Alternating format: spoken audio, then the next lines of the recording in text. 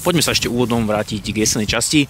Tam sme boli úvodom veľmi dobrí, atakovali sme prvú priečku, vyhrali sme zápasy, potom prirodzene prišli nejaké zranenia, nejaké vykartovania a v závere sme stratili paru, ale vo všeobecnosti musí určite s jesennou časťou spokojnosť. Spokojnosť ako určitým spôsobom záleží, z akého uhla pohľadu sa na to pozeráme. Áno, príprava prebehla v možnostiach, ktoré sme mali, spoznával som mužstvo, hráčov, etablovali sme sa spoločne, hráči na mňa, ja na hráčov. Vstup do sezóny bol taký, jak sme si predstavovali, aj si želali, čiže aj výkonnostne, aj výsledkovo, aj bodovo v tabuľke. Potom áno, prirodzene prídu zranenia, prídu karty, prídu choroby, ale niektoré výpadky, čo sa týka disciplíny, neboli v poriadku, aj včetne mojej osoby. My sme si to zadefinovali v klube a povedali sme si, že touto cestou ďalej nepôjdeme, čiže to je naša ďalšia vízia, ktorú musíme jednoznačne zlepšiť do ďalšieho obdobia, pretože to nabralo energiu a hlavne body a hlavne tú energiu a výkon v tých samotných zápasoch, takže tá sezóna, dá sa povedať, bola taká poučujúca. Poďme teraz k zimnej príprave, ktorú sme dnes oštartovali. Koľko hráčov nás čakalo a ak by si možno povedať k prvým príchodom a odchodom z nášho mužstva? Tak dá sa povedať, poviem to takto, ten káder je pokope, akorát neštartuje zimnú prípravu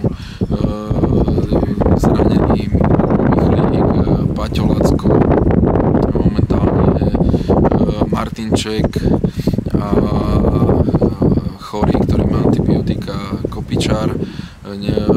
Do prípravy sa nezapojil Maťo Klabník, ktorý sa rozhodol pre zdravotné a osobné dôvody skončiť celkovo futbalovú kariéru a nepokračuje s nami Lukáš Letenaj, ktorý urobil úžasný krok vpred a úžasný progres a prestup do Českého Liberca. Sú aj nejakí novíci, ktorí prišli? Tak máme, áno, o tom býva zimná alebo letná príprava, vždy sa objaví nejaká nová tvár, či už na skúšku, alebo sa urobí nejaké hosťovanie alebo prestup, takže máme tu novica Šimona Mičudu, ktorý je tu na hosťovaní za AS Trenčín, máme tu Mateja Obšivana, ktorý k nám prišiel na prestup, tiež za AS Trenčín, ktorý ešte má dorastenecký vek. A je tu Milan Kvocera, ktorý sa ale ešte pre zdravotné dôvody nemôže zapojiť plnohodnotne do prípravy. Máme na skúške Tobiasa Čongrádyho, takže uvidíme, čo nám prinesú najbližšie týždne a zápasy, tréningy najbližšie dni.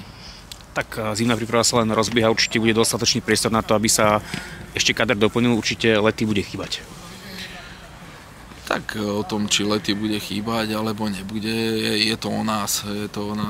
Tým vystrelil individualitu a keď sa pre niekoho dvere zavrú, ako jemu sa otvorili nové a tu sa zavreli, tak sa otvárajú nové dvere pre druhých hráčov a my chceme hrať tímovo, chceme hrať konštruktívne, chceme hrať dominantne nejakým spôsobom hry, systémovo, tak verím, že jeho góly nahradíme, aj keď on nasadil určite vysokú latku s jeho profesionálnym prístupom a kvalitou, ale ako o tom je futbalový život, takže keby sme teraz nariekali a plakali, že Letenaj odišiel, tak nemá význam ďalej pracovať, ako práve naopak, to nám dáva energiu a výzvu a takisto aj tým hráčom, aby ďalej pracovali a ukázali, že aj ostatní majú svoju kvalitu a potenciál.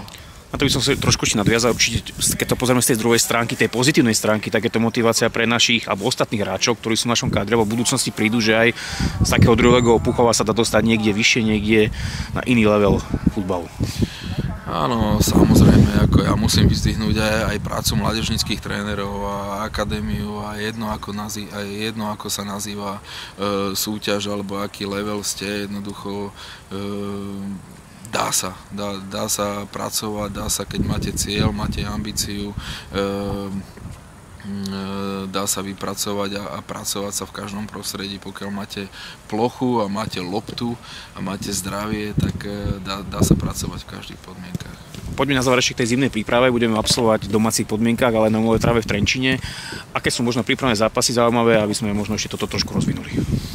Tak máme za tie 2 mesiace máme 8 prípravných zápasov a každý z nich má určite svoju hodnotu a nepozeráme sa na supera, my sa budeme pozerať sami na seba, na svoj progres, na svoje úlohy, ako ich budeme plniť v samotnom zápase bez ohľadu na progres, na značku supera, na to, či je to slovenský tím, či je to prvá liga, druhá liga, či to bude